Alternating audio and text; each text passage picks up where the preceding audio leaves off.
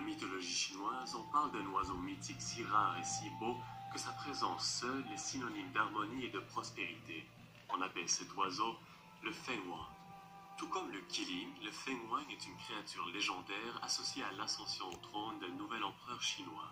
On savait alors que l'empereur en question allait entraîner la Chine dans un mouvement de prospérité et de paix.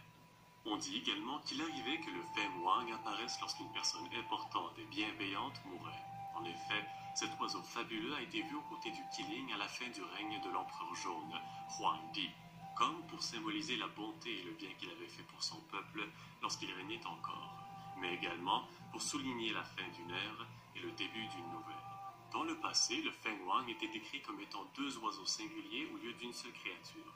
En effet, le Feng représentait le mâle, tandis que le Huang était la femelle, et ensemble, ils représentaient les éléments mâles et femelles, l'ordre et le chaos, le yin et le yang. C'est un peu plus tard, durant la dynastie Yuan, que le Fenghuang fut reconnu comme une seule et unique créature, et qu'il prit le titre de roi des oiseaux. C'est aussi au même moment qu'on associa l'oiseau légendaire à l'impératrice chinoise, puisque l'empereur chinois était déjà représenté par un dragon.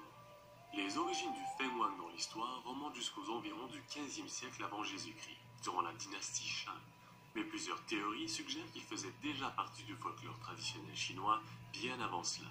Dans le Shouwen Jiezi, le dictionnaire de la dynastie Han, le Fenghuang était décrit comme un oiseau fabuleux pouvant mesurer plus de 2 mètres de haut.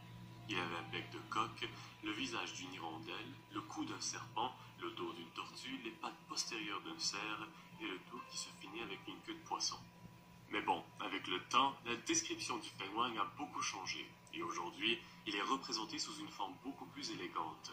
Il est normalement grand et a le plumage d'une couleur rouge et dorée. On raconte qu'il ressemblerait à un mélange gracieux entre le canard mandarin, un paon et un faisan doré, mais simplement beaucoup plus grand et beaucoup plus majestueux. Une ancienne légende raconte que lorsque le Fenghuang s'envolait, il était entouré de tous les oiseaux environnants, et que lorsque ceux-ci commençaient à chanter, on pouvait entendre le chant doux et mélodieux du phénix chinois se joindre à eux. Aujourd'hui encore, on peut retrouver plusieurs représentations du Fenghuang dans la vie moderne, que ce soit sur des objets décoratifs, des poteries, des peintures, ou bien même sur quelques temples. Et voilà, ceci conclut la vidéo d'aujourd'hui. Merci de l'avoir visionnée jusqu'au bout.